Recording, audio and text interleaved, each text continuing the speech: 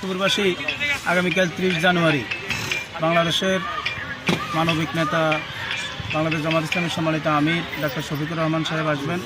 ওনার সাথে সফর সঙ্গী হিসেবে আরও থাকবেন ডাকসুর সম্মানিত ভিপি ছাত্রনেতা সাদিক কায়েম, ইসলামী ছাত্র শিবিরের সেক্রেটারি জেনারেল সিবগাতুল্লাহ এবং জাকসু সাকসুর জিএস সহ অনেক নেতৃবৃন্দ থাকবেন। আমরা লক্ষ্মীপুরবাসীকে আহ্বান জানাই আমাদের আগামীকালকের এই প্রোগ্রামকে আপনারা আসুন, আমাদের এই প্রোগ্রামকে সৌন্দর্যমণ্ডিত করুন। আমরা আশা করি আগামীকাল লক্ষ্মীপুরে আমাদের এই প্রোগ্রামে 2 লক্ষাধিক লোকের সমাগম হবে ইনশাআল্লাহ। সবাইকে আমরা আহ্বান জানাই, আমাদের এই প্রোগ্রামে আহ্বান জানাই সবাইকে আসার জন্য। আমরা আশা করছি এদেশের তরুণ ছাত্র সমাজ 24শে যে বিপ্লবের যে স্বপ্ন নিয়ে বিপ্লব অংশগ্রহণ করেছিল, নতুন একটি বাংলাদেশের পর্যায়ে বিনির্মাণে আমরা প্রত্যাশা করছি 12 ফেব্রুয়ারি যে নির্বাচন, সেই নির্বাচন সেই ধরনের প্রত্যাশিত একটি নির্বাচন হবে। সেই নির্বাচনকে বা সুন্দর এবং সবার অংশগ্রহণমূলক উৎসবমুখর পরিবেশে আয়োজন করার জন্য, সম্পন্ন করার জন্য এমন কালকের যে আয়োজন, সেই আয়োজন আশা করছি লক্ষ্মীপুরের তরুণ সমাজ উৎসাহের সাথে উদ্দীপনার সাথে অংশগ্রহণ করবেন। আমাদের সর্বস্তরের নেতৃবৃন্দ, আমরা আজকে মাঠ পরিদর্শনে এসেছি।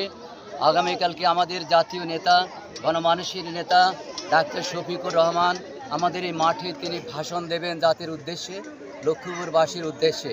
ইতিমধ্যে আমাদের স্টেজ প্রস্তুতির কাজ সুসম্পন্ন হয়েছে, মাঠ প্রস্তুত হয়েছে এবং সর্ব এলাকাতে আমাদের প্রচার প্রপাগান্ডা ইতিমধ্যে চলছে এবং সম্পন্ন হওয়ার পথে। আমরা লক্ষ্য করছি গ্রামে গঞ্জে তৃণমূল পর্যায়ে মানুষের মধ্যে একটা উৎসব তৈরি হয়েছে।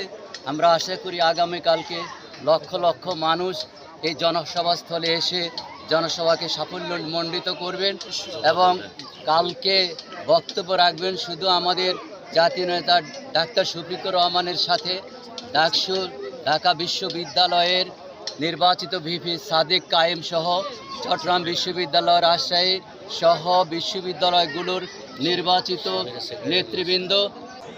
গত প্রোগ্রামের চেয়ে আমাদের এই প্রোগ্রাম আরও বিশাল উপস্থিতি এবং ব্যাপক উদ্দীপনা, উৎসাহ জনগণের মধ্যে চতুর্দিক থেকে আল্লাহর মেহরবানিতে মিছিলে জনশক্তি এখানে যোগদান করবে এবং জুমার নামাজ পড়বে এবং লক্ষ্মীপুরের প্রতিটি আনাচে কানাচে মানুষের ঢল নামবে। আমরা সেই প্রস্তুতিও গ্রহণ করছি ইনশাআল্লাহ।